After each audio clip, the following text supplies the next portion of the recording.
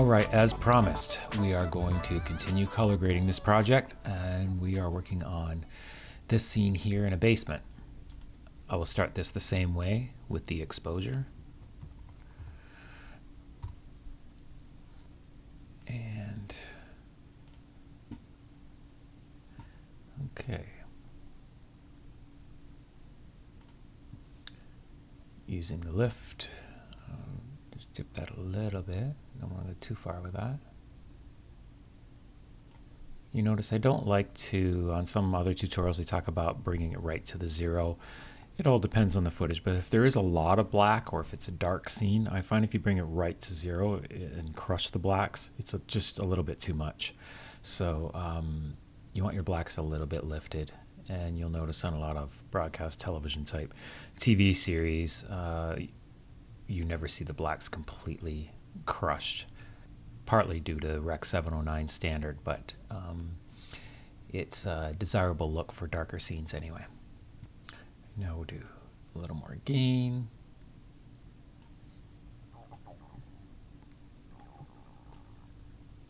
Gamma lift. A little more gain. A little more gamma. And bring that lift back down again.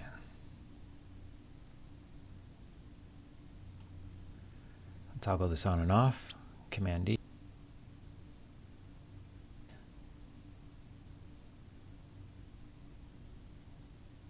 Okay, I'm liking that. I am going to go to the highlights though and reduce the high range down to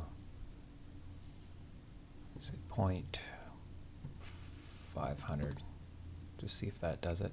The highlights, because I want to deal with this light bulb here.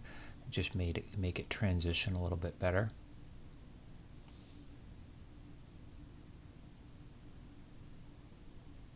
As well as the highlight on his forehead. So turn that off. On. Just feels a little more balanced like that.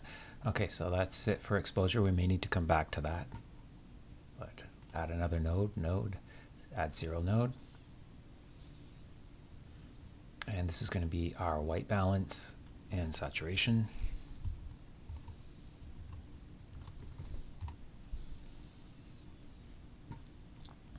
Same as last time, I switch over to the waveform and I try to look at the color separations down in the black, dark grays area here.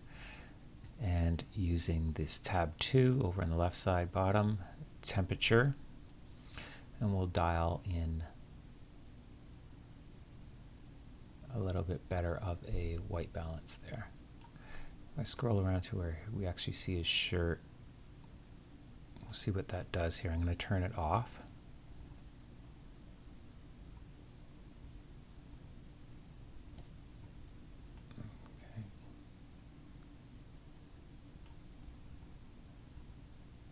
Okay.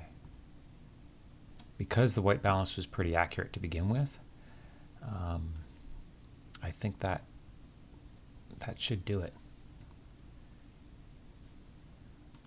Okay. Now add another node, add 0 node, and this is where we're going to start our color.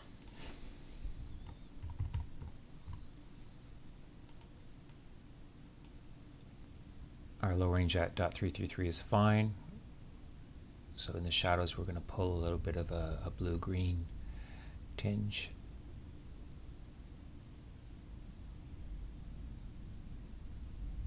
See, it's not a lot, just a little there. In the midtones, we will push back a little bit, the opposite of that, near the skin tones. But what we're going to do is dial that in a little bit better. 0.500.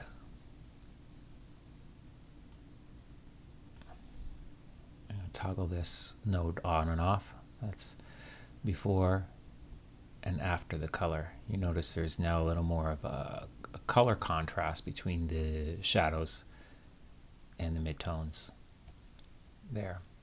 Speaking of that, let's just add a little bit of a film curve on our exposure node, and just slightly And bring up the highlights a little bit. And what I'm paying attention to here is just this little spot on his forehead. See, when it's down here, it's just fine, but just creates a little bit of dimension if we allow it to just not blow out, but just push it up a little bit. Okay, I'm gonna toggle all of them off, Option D. That's before, and this is after so far. I'm going to create another serial node for our second color work here. I'm going to drop the low range to .222, so that brings us to a lower portion than the manipulations we just did with the shadows before, where we added the blue-green. And on the upper end of the scale, we will leave that there as well, because I think on over here we had it at .500, and up here we're at 550, even a little higher. Maybe we go to 600. Ooh, it's .600. So we see what we did here on this one. We pulled the shadows to this direction towards the blue greens, so that means we'll do the opposite over here on the lower end of that scale. And that just brings, as we're getting closer to our black, it's just bringing it back to the proper color. So it doesn't have that blue-green hue in our blacks. It's a little cleaner that way. And on the midtones, we did an orange-red. So we will do the opposite of that over here.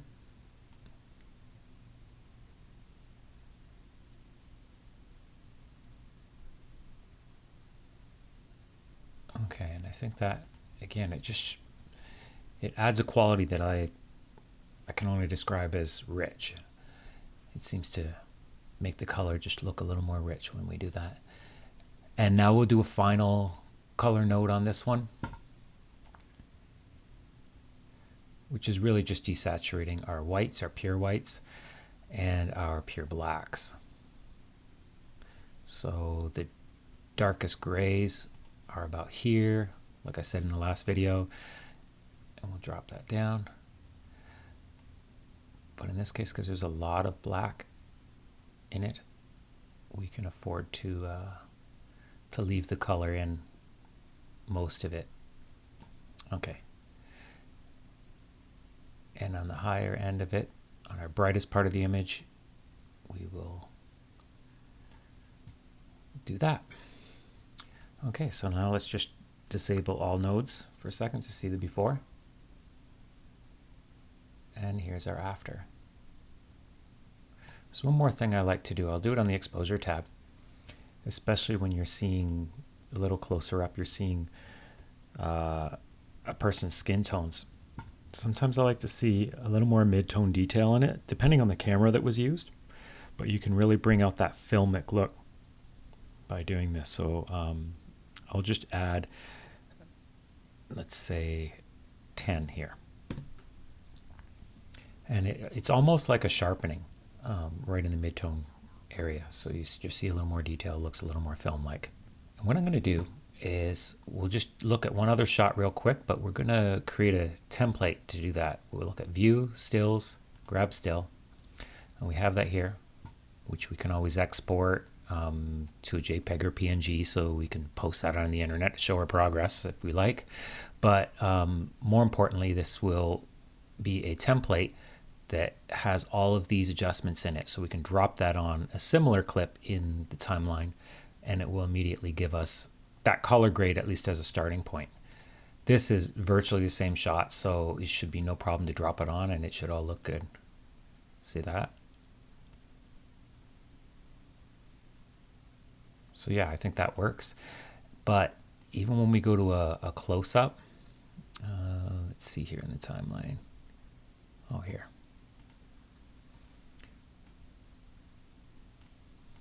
This one's better. Okay, so now if we apply this, we'll probably have to do some adjustments, but this should give us a good starting point, and it should help us match the other wider shot. See, now that's exposure wise, we know that we've gone a little too hot. So we'll dial that back a little bit.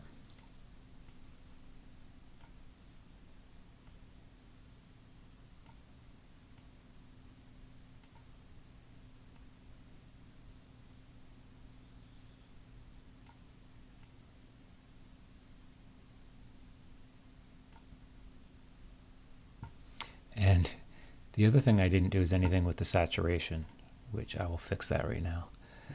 Let's try 60. And there we go. We got some life to the skin. And I just wanted to mention too, when you're doing color grading, it's one of those things your eyes can play tricks on you when you've looked at it too long. So what you usually need to do is step away from it and, you know, maybe for an hour or so, or even another day, and come back to the same shots and just see. It'll be very obvious what's wrong with it. So there could be issues wrong with this that maybe you guys can see right now. But for me, I'm going to have to step away from it for a little while and come back and then massage a little more. And that's normal. You have to do that. So let's just take a look at the before and after. It's before. Here's before. And after. Like I say, I might need to do a little more massaging after I get to step away from it for a bit. But let's see that change again real quick. Yeah, it might be a bit too saturated, but we'll see. Yeah. Okay. So we'll leave that one right there, and I'll come back and we'll look at some other shots. If you haven't seen the first video, I'll leave a link in the description to that one. And we want to make sure you don't miss out on the next one in the series, so be sure to subscribe. And thank you so much for watching.